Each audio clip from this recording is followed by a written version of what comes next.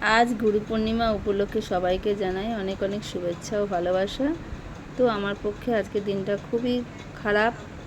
एर आगेर रास पूर्णिमा एक मास आगे 29 तारीखे 29 जून तोमादेर दादा भाई एक पूर्णिमाते चले गेছে। आज हलो रास पूर्णिमा, आज हलो गुरु पूर्णिमा सरि। तो आज के एक मास पुरोपुरी हलो।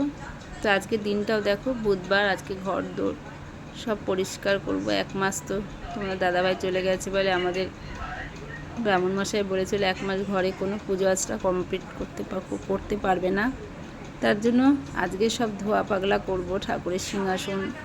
আর তোমাদের দাদা ভাইয়ের ছবিটা দেখো, এত তাড়াতাড়ি যে আমাকে ছেড়ে চলে যাবে বা আমাদের সবাইকে ছেড়ে চলে যাবে ভাবতেও পারিনি। অনেক অনেক কষ্ট পেয়েছিল এক মাস। আমাদের থেকে আমাদের দাদা ভাই 3 মাস পুরো ডিটাচ। এর মধ্যে যে এত ঘটনা ঘটে যাবে ভাবতেও পারিনি। অনেক অনেক কষ্ট পেয়েছিল। তো 29 বছর ধরে আমাদের সংসার, আর 29 জুলাই আমাদের দাদা ভাই চলে গেছে। তো আজকে পরিষ্কার পরিচ্ছন্ন করছে একদিকে, আমার মাও আছে। আজকে জবে থেকে তোমাদের দাদা ভাই চলে গেছে আমার মাও বাড়িতে যায়নি, আমার কাছেই রয়েছে। সব পরিষ্কার টরিষ্কার করছে। দেখো ওদিকে ঠাকুরের সিংহাসন থেকে সমস্ত নাবিয়ে সব পরিষ্কার করছে। যেহেতু কালকে বৃহস্পতিবার, সত্যি তোমাদের দাদাভাই খুব ভালো মনের মানুষ ছিল বলে আমাদের পুরো কাজকর্ম সব ঠিকঠাক মতন করেছি। এই বর্ষাকালের মধ্যে যে কাজ করেছি এত কোনো কিন্তু অসুবিধা হয়নি। সব কাজ মিটে যাওয়ার পরই বৃষ্টি হয়েছে। আর আজকে রান্নাঘরগুলো ভালো করে মাজা ঘষা করে নিচ্ছি। সেই কবে থেকে রান্নাঘরগুলো ঠিক মতন পরিষ্কার করিনি। মন মানসিকতা ভালো নেই বন্ধুরা, কি করব, কিচ্ছু কাজ করতে পারছিলাম না।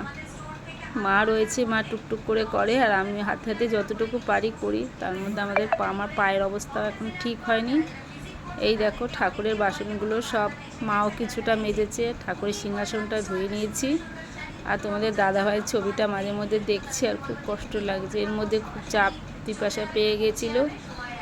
তা মান্ধাত্তা আমলের একটা চায়ের কেটলি নামিয়ে নিয়েছি, যেটা আমার শ্বশুর তার বাবার আমলের কেটলিটা তোমাদের দেখালাম, সেটা বার করে নিয়েছি। তাদের স্মৃতিগুলো দেখো আমার ঘরে এখনও বর্তমান। এই দেখো যেখানে আমি আলমারি রেখেছি সেই জায়গাটা সরিয়ে আমি নিয়ে চলে এসেছি। এর মধ্যে আমার মেয়ের খিদে পেয়ে গেছে, তো আমার মেয়ে একটা খাবার অর্ডার করে খাচ্ছে, তার সাথে চা আমি একটু খাচ্ছি। কি করব বলো, বেঁচে থাকতে তো খেতে হবে। এই যে ঠাকুরের সিংহাসন ধুয়ে টুয়ে সব বসিয়ে দিয়েছি। আগামী কাল থেকে আমি